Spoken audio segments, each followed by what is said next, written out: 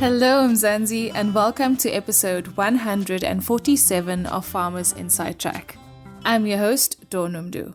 Now, as a farmer, protecting the health of your animals, the environment, and ultimately consumers comes down to one thing: biosecurity. Inadequate biosecurity measures has caused major setbacks for livestock farmers in Mzansi, and a drastic turnaround is critical. In an exclusive with Thoko Didiza, the Minister of Agriculture, Land Reform and Rural Development, she reassured the industry that the ministerial task team appointed in September 2021 to tackle biosecurity has identified clear weaknesses and objectives to avoid the continuous animal disease outbreaks in the country. The ministerial task team that was appointed has actually given their report.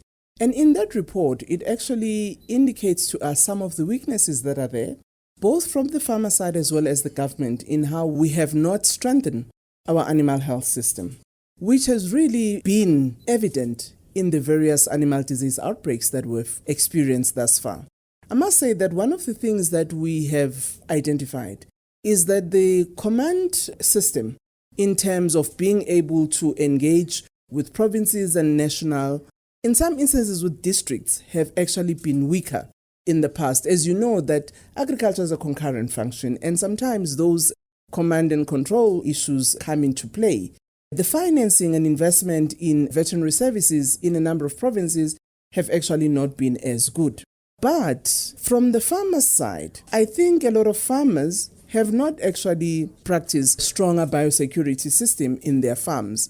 That has been evident lately, that a number of outbreaks have actually been found in commercial farms and in feedlots, areas that you would not have actually expected. In the communal areas, we experienced that particularly in Limpopo around the protected zones, which then ended up spreading, again owing to the illegal movement of animals. Didiza also lists some of the major steps to mitigate the spread of animal diseases, including the role that government has to play. One of the things we've looked at is how do we really engage farmers to strengthen their biosecurity? That's one. But secondly, within that, how do they keep their vehicles actually decontaminated all the time so that vehicles cannot be themselves the source of the spread of any disease? Thirdly, when it comes to the government side, we think it's important to really work with the farmers on the animal identification system, because that will enable us to know, track and trace easily where the disease has happened. The other area we think it's important is that when farmers buy on auctions, those animals must not be integrated immediately with the herd that is on the farm. That will enable the farmer to see whether or not there is no disease in the animals that he or she has brought on the farm. The other element is how do we improve handling facilities and deep tanks, particularly in communal areas. We have seen that in some of the areas, that system has actually collapsed. And we are actually working with the provinces to improve that kind of infrastructure, because it's necessary as the first defense in terms of managing animal diseases. We also are engaging municipalities to look at developing communities in their areas so that you prevent a lot of farmers keeping the animals in the spaces where they stay. That we saw last year when we had African swine fever in pigs. It actually emanated from some informal settlements and townships, which therefore means it's important to have communities so that you do not affect the opportunity for food security, but at the same time you manage the animal health system. Now, agricultural finance, particularly development finance or flexible finance support for new entrants, is hard to come by. I hear this weekly on our Twitter Spaces sessions called Gather to Grow. Now, in response to ensuring more accessible and transparent financing, the Minister suggests that the development financial institutions and even commercial banks rethink their strategies, calling for more patient financing.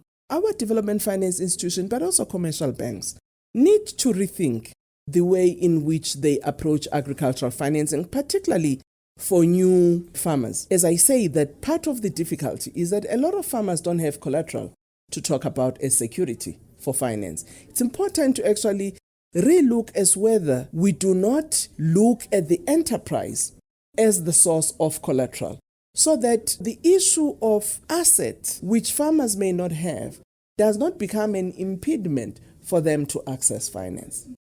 Thank you so much for joining us here on Farmers Inside Track, Thoko Didiza, the Minister of Agriculture, Land Reform and Rural Development. Now, as promised, an inspiring story to warm your heart is up next. Our hashtag Soil Sister, Tsholofelo Gaechose's profound journey in agriculture, is why she was selected for the Corteva Women Agripreneur 2022 program. Now, this is a year-long blended development program at the Gordon Institute of Business Science Entrepreneurship Development Academy. Tsholofelo shares more about how she was drawn to the industry, quitting her corporate job, and how she found healing in farming. Born in Soweto, Naledi to be specific. Growing up where I'm living now, you are faced with challenges that you see all around, even though you're not directly affected in terms of where you come from in the house itself, the household. The environment around you influences almost everything, the perspective, the definition of success and everything else. Fortunately for me, I moved to Pretoria to go study cost and management accounting degree. And luckily, my first job was with F&B. From F&B, I went into insurance. So for a couple of years, I was just a call center agent at top insurance companies, Outsurance, My Way, and the final lap was with Discovery Insure. When Discovery Insure launched, I was one of the first people to be there as a call center agent. I worked my way up. I stayed with Discovery for 6 years. And that's when the self-discovery journey started, because then the environment with Discovery inspired me to actually understand the question of why am I here? Who am I? What do I want? When I left Discovery Insure, I was a customer management experience executive, and I was working a lot with the research and development department. And that's when I got an interest, because they used a system called behavioral science. And then I got introduced into that to try and understand how people think and why people do certain things. Remember, even though I was traveling to Sandton every day, but most of the time I would come back home and the realities were too different. But I would ask why some people have to live like this. And it bothered me a lot from ever since I was a kid. It wasn't until I got involved as a CSI champion for Discovery Insure. We dealt with a organization called the African Feeding Scheme, which is based in Soweto. And we used to do drives to donate seeds. So we would collect and donate seeds. When I went to hand over the seeds, I was introduced to women farming in communal spaces. And that gave me an idea of nobody has to complain about going to bed hungry. And yet people are complaining. People are not able to think that far. So it got me. And from then on, as I got involved in the community as well, in terms of just talking to people, and then I realized that I couldn't do corporate anymore. I had to do something. My reality was just too painful for me to see. So I got inspired to do something and I quit my job, even though I didn't know 100% what I was going to do with my life. But I knew that I couldn't continue with corporate. It wasn't who I am. I love the soil and I've found lots of healing with dealing with the soil. Wow, you're so brave, and all the best with your farming journey.